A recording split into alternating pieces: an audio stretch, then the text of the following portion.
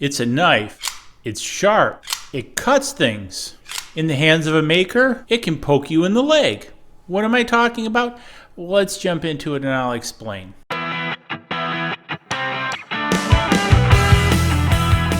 Welcome to this episode of Design Talk by DIY3DTech.com. This episode, I was inspired a little bit by a video Winston Moy did on a very similar knife. This is the Maker Knife from Giaco Whatever. I picked it up a long time ago. I love this knife. It is the most expensive utility knife I have ever purchased, and probably will be the most expensive utility knife I will ever have purchased. I think Giaco Whatever is a great channel. I really like the stuff he does, and I wanted to be supportive of what he does, so I picked one up.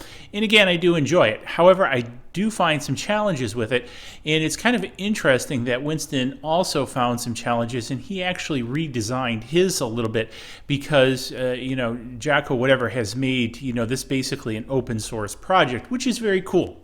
So one of the challenges I have with this is this knife is adjustable. So there's an adjustment screw on here to adjust the tension of this release.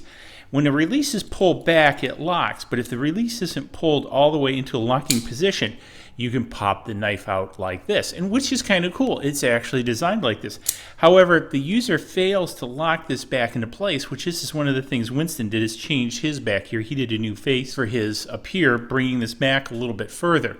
Now, I really didn't want to go that far. However, I wanted to come up with something that would help me from poking myself in the leg, because a couple times, I have not locked it back into place, and walking around, it pops out.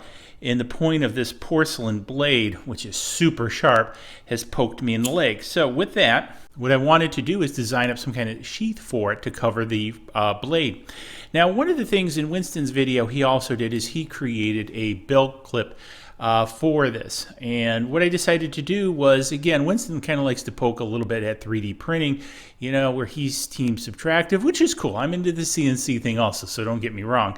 Enjoy that. But I thought I'd take the 3D printing approach in Fusion 360.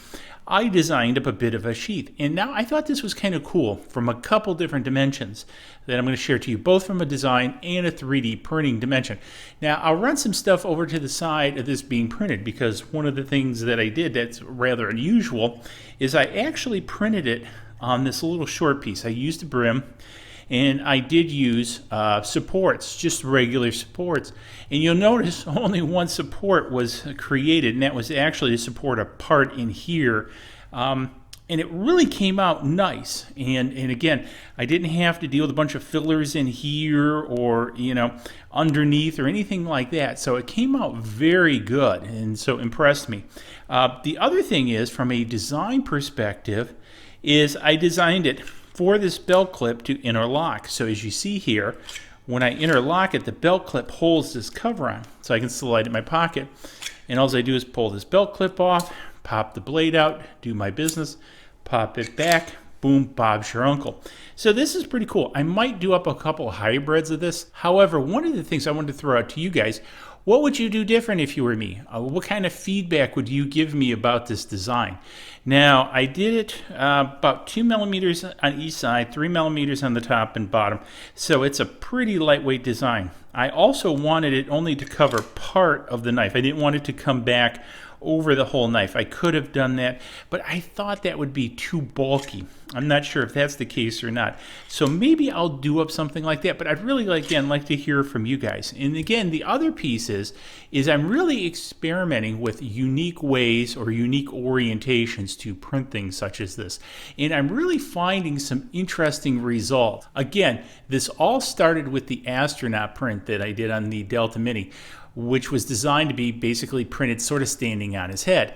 And then I've done a couple other videos, like with the Dragon capsule, where I printed it again standing on its nose with very few supports and got excellent results.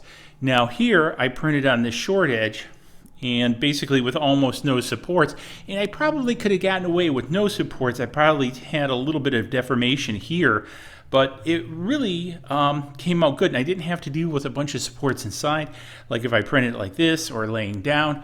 So really kind of cool. So I really encourage you to experiment. Try different orientations, run it through preview mode, see what it looks like before you print, because you come up with some cool things. So hopefully you enjoyed taking a look at this. Maybe this inspired you, gave you some ideas. Again, I really like the idea of locking onto the belt clip, using the belt clip as a lock, so this doesn't slide off in my pocket.